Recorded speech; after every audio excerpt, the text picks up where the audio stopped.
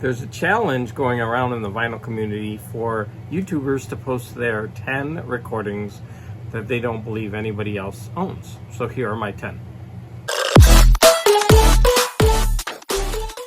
So this is a really fun challenge from a YouTuber, and I'm going to put his video in the link. And this is to basically get people in the vinyl community interacting with each other and liking and supporting and subscribing to each other. And I think this is an amazing idea, especially since I'm a brand new YouTuber.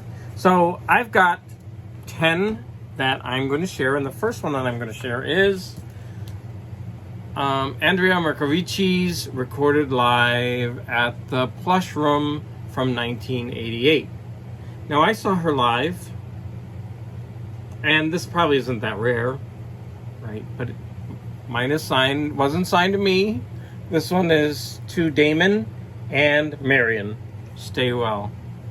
And I think what's also interesting about this is that everyone, so many people in the vinyl community are worried about analog, and they just state right on the album, hey, this is a digital recording. But anyways, I've seen her live. I love torch music. I love lounge and cabaret, and she's great. So I highly recommend you check her out. My second is, I'm pretty sure nobody has this. I combed through the dollar bins and I found this Chinese recording. I have no idea what his name is. There's also a lot of duets, so male and female. It feels like this is from the 40s or 50s, maybe earlier, and they feel like they're songs from movies. Now, one interesting thing is I believe the fourth track on the first side is a cover of Guantanamera. So that's the only one I recognize. The last song on the album, on the side 2, is a country song, but I'm not sure which one, so that always stumps me. But anyways, hey, if anyone else has this out there, I'd be surprised. It's a great album. Hey, my number 3. This is really beat up. I've had it a long time. I actually got it cheap. But someone in my family had this when I was a kid, and I used to play it all the time. I think I was fascinated by the cover. Okay, so these songs I know by heart, right?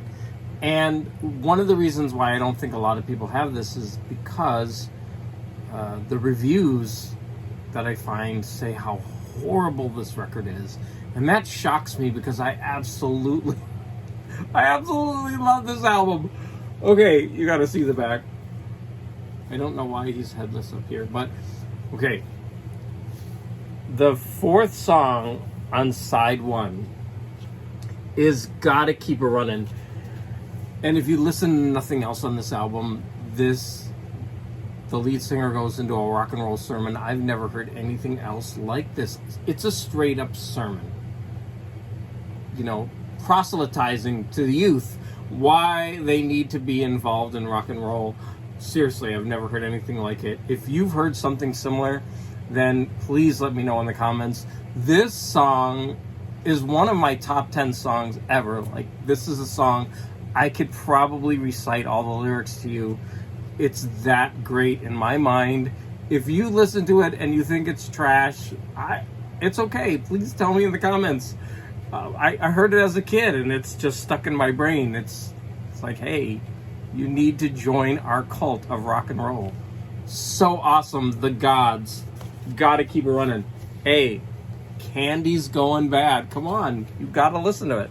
Okay, my next 2 picks just showcase not rare albums, but these are the albums that I think are forgotten.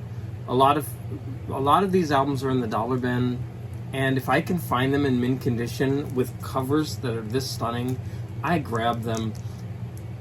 These are the forgotten records, the records that people don't want. And so they're not rare by any means. I don't buy rare vinyl.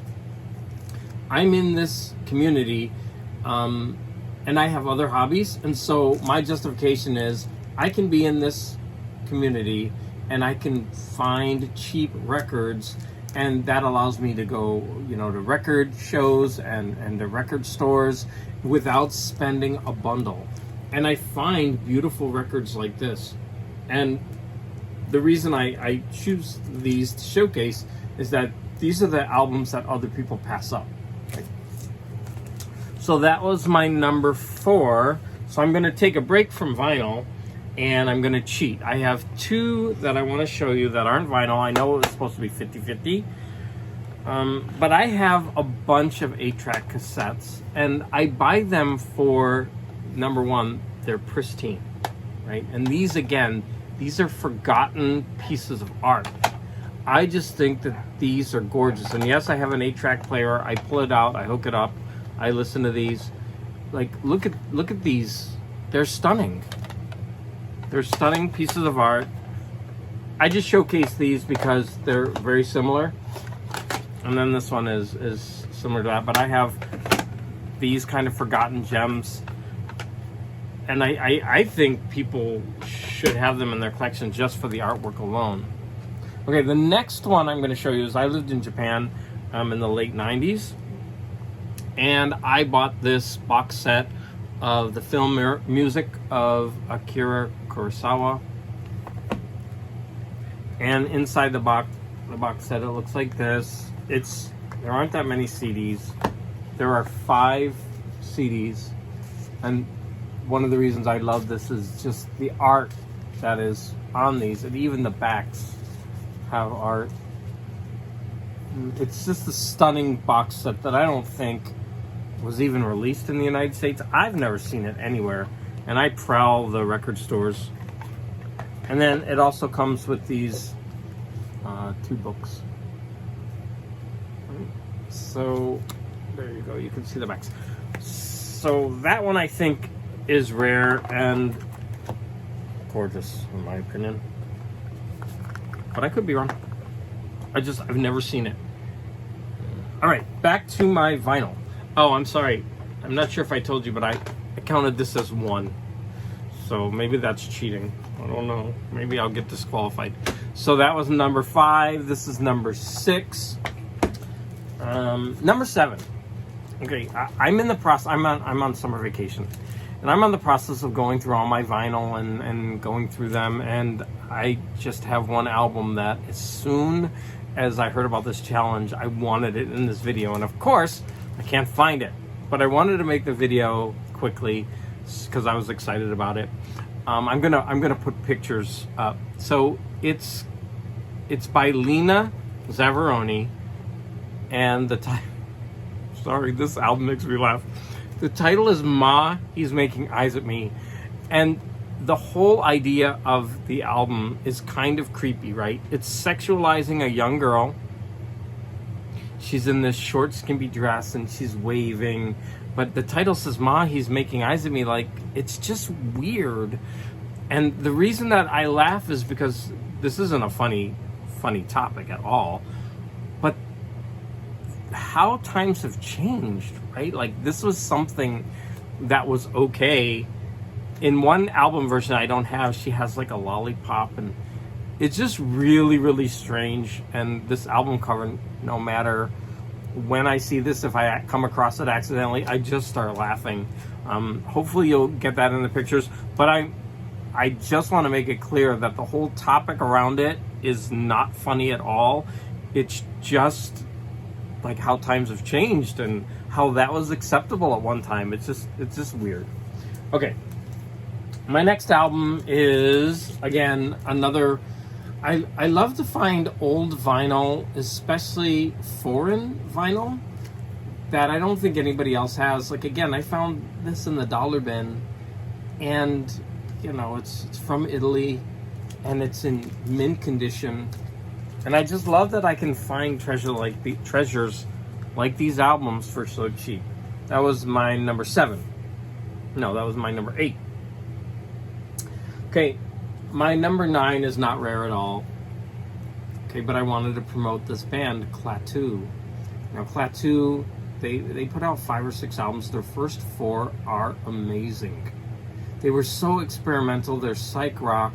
But the problem is, when they first came out with this album, they did not put their names on the album. And so everyone thought that they were the Beatles making a side project. And So everyone went out, they bought it, and then when they found out that they weren't the Beatles, they just dropped them. And they never gave the band a chance, but wow, are they good. I mean, they were compared to the Beatles at the time. And I just think they never got the chance that they deserved. And this is the first album, so it's probably a lot more common since so many people bought it. But their second, third, and fourth are, I think, rarer. I have them. But seriously, Clatto, try it. Especially if you like prog rock. And the last one that I have, it's making me laugh. This is not rare at all. Okay, I've seen another YouTuber with it hanging on his wall. Okay, the reason I picked this is another one of these dollar bin albums that people pass up and they don't buy, and deservedly so. Why? Because this is pretty much vinyl trash. And the reason I'm including it is because my sister had it on a cassette, and we used to listen to it over and over, and so I was enamored of it. I think we also had the vinyl. Now, the reason this is trash is because when it comes to sound quality, they put 10 songs on one side, so they compress as many songs as possible, because this was for a teen audience, right? And they don't care about sound quality. But if you hear the lineup of the music on here, it's phenomenal. There's Casey and the Sunshine Band, Andy Gibb, David Soul, Marvin Gaye, Meryl McCoo, and Billy Davis, Wild Cherry, the theme from Rocky, Bill Conti, ABBA, Kiss, Man for Man's Earth Band, Rose Royce, Car Wash, Kenny Nolan, which that song I don't think ever made it, but it's actually a really good song. Elton John, Alice Cooper, and Foreigner. And I think the reason that YouTuber has it up on his wall is because he loves Alice Cooper. I mean, seriously, what a lineup. But 10 songs per side? So, I go through dollar bins and I come across this occasionally, but I don't think anybody's picking these up just because, deservedly so, they shouldn't, right? This is probably going to eat your needle alive. So anyways, those are my 10. Thank you for watching. Please comment. I'd love to know if I'm way off the mark. I picked a bunch of albums that I found pretty cheaply, so they're probably readily available, but my whole point is I don't think people are bothering to buy these, or if they do, they don't keep them in their collections. Thank you so much for watching.